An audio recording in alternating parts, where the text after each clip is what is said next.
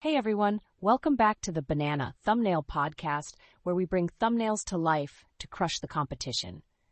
Today, we've got something really cool to dive into. Absolutely. We're talking about the Veo 3.1 and why so many videos created with it just don't seem to hit the mark, right? It's wild. People see these cinematic demos and think, wow, I can create something just like that.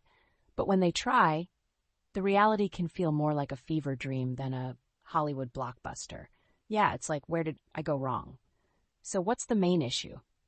Well, the first big problem is that many creators treat Veo 3.1 like a full movie generator, but it's really just a clip generator. That makes sense. So instead of getting a complete story, they end up with disjointed clips? Exactly. For instance, if you prompt it for a 2-minute story about a robot learning to love, you're likely to get a bunch of 8-second clips that don't connect. Wait, did you say 8-second clips? Yep. That's a major limitation with Veo 3.1. If you're expecting a continuous narrative from a single prompt, you're going to be disappointed. Wow, that's a tough spot for creators. So what's the fix? The trick is to embrace that 8-second limit. Think about it. How often do you see longer shots in TikToks or YouTube videos these days? Almost never. Fast cuts are the name of the game. So you're suggesting chaining clips together instead of trying to get a whole story in one go? Exactly. You can prompt for scene 1, then scene 2, then scene 3. Just stitch them together in your editor. That's pretty smart. It's almost like treating Veo as a stock footage library, right? You got it.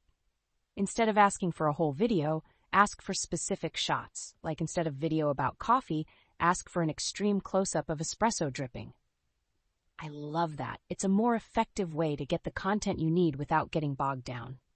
Exactly. And speaking of engagement, let's talk about what can stop viewers from clicking away. It often starts with the thumbnail.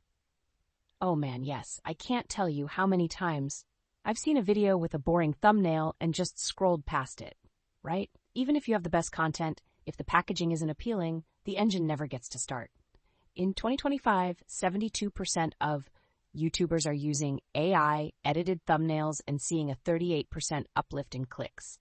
That's huge. So, what should creators do to make better thumbnails?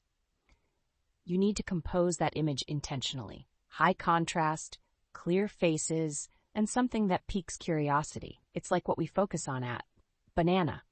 Thumbnail, getting that click-through, attractive thumbnails. Exactly. And what about keeping viewers watching once they start the video? That's where the visual hooks come in. You need something that grabs attention in the first 3 seconds. Use Veo's wild visuals to your advantage. Think of something impossible, a car flying or a dog in a spacesuit. That's such a fun idea. I can see how that would keep people intrigued right from the start. It definitely can. Flowgrid. Analytics found they boosted their 30-second retention just by using captivating hooks from Veo combined with human-edited segments. That's really impressive. Now, what about using Veo 3.1 for ads? Can it really replace a videographer? Yes and no.